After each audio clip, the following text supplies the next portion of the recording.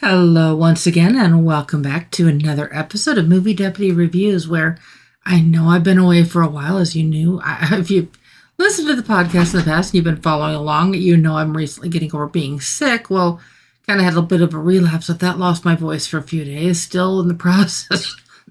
Sorry, I'm trying to get it back. Still got a little bit of a remaining cough. Fungal pneumonia is no joke, with bronchitis and then adding a sinus infection. It is an up and down journey, so it doesn't take much to set me back a few paces, but I've been seeing a bunch of movies in this time frame, so I am excited to be able to come back and let you know what I thought about them. And we are going to start off with one that definitely deserves mention. Now, I am going to break protocol a little bit here, and I'm going to give you the score before I even tell you what movie I'm talking about, which I know is incredibly rare. But this movie is getting an astounding 8.5 out of 10 on the Deputy scale. Now, I do believe that is one of the highest ratings I have ever given to an animated film. Now, you may be thinking, wait a minute, animated? Yes, because today we are talking about The Wild Robot.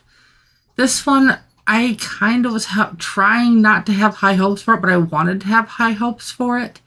Based on what I had seen in the previews and everything on this, it's like, okay, this looks absolutely wholesome. It kind of gave me Iron Giant type vibes based purely off the trailers. And then I went to see it. And of course, it's like I tried to level down the expectations because we know how Hollywood likes to go Hollywood. And they take something that has the capability and the possibilities of being such a wholesome, just heartfelt film and just ruining it by adding in a bunch of modern stuff that just does not belong. And I was really surprised that DreamWorks did not go there with this one. DreamWorks is the creator of this film, and what we really get with The Wild Robot is you get it's a bit of a cross between the ideas of WALL-E and the Iron Giant. It's neither of those scenarios, but you get the feels of both of those as this movie is playing out. Quincy, will you stop that? Quincy's picking on Stormy tonight, or this morning on this, so my apologies. But with this one, you see the Rozzum A113. She is a helper robot, and she kind of just crash lands on this planet and finds herself just unable to understand any of the dialect of anything that's going on around her. And so she uses her programming to kind of study the world around her. And in doing so, she learns the languages of all the animals. Now, of course, this is not a spoiler or anything like that.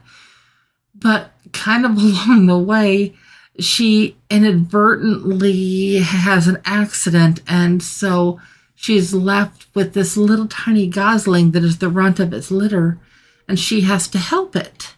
Or basically, it's not going to have a chance. And little gosling 001 is just the sweetest little thing, but she has no clue what she's doing. And the most unlikely person to help her along this journey is a fox that wants to eat the gosling.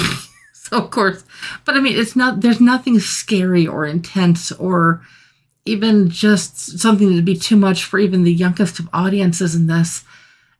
As it plays out, you're watching her interact with these animals, and you're watching her help this little gosling grow up, and you're watching her develop friendships. And eventually the industry that created her finds her and wants her back. Well, she doesn't want to leave. And so I'm not going to spoil it and tell you how that ends and tell you what happens to the gosling, what happens to the fox, what happens to the island. All of this. There's so much that's going on in this story. And there's so many memorable moments. And one of the lines that got really just right in the heartstrings is that we must become more than we were programmed to be. And it's kind of like the line in Iron Robot is, you choose who you want to be, that you get to choose. And that just resonated so deeply with this. And it really gets you right in the feels. And it doesn't matter if you are 1 or 101.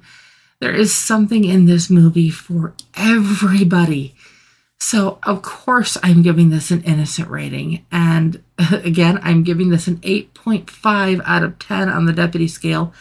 I've recently noticed that this film is not really hanging out a whole long time in theaters. I'm not sure why. And it's already available to rent on digital video if you have Amazon Prime. I'm noticing rental cost is like $24.99. And to buy it is $29.99. Well, if you've got a big family, that's still cheaper than going to the movies. And trust me, this is one that you are going to want to check out. I don't get anything by referring you to these different things and all this. And eventually this will probably be on one of the streaming platforms too. And if it does, and if you don't have the money to rent this, when this does eventually make it to Netflix or Hulu or like one of those, check this out. This is going to be one that will be a favorite for many throughout time. This is just going to be one of those timeless classics that lives on through everybody else. Now you may be thinking, okay, that's great, that's it. But should you choose to watch this, or if you can find a theater where this is still playing and you go watch this, wait all the way through the credits. I know sometimes that's really hard to do, but wait all the way through to the very end, because after all of the credits, there is a bonus scene. And this bonus scene will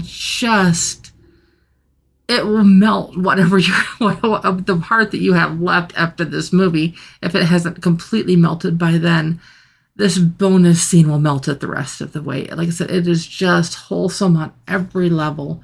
There is nothing that is inserted in that is inappropriate for any age of viewers. And like I said, it is just such a touching, wholesome thing that just teaches us to value life and cherish life and to love those that we can and really try to make a difference.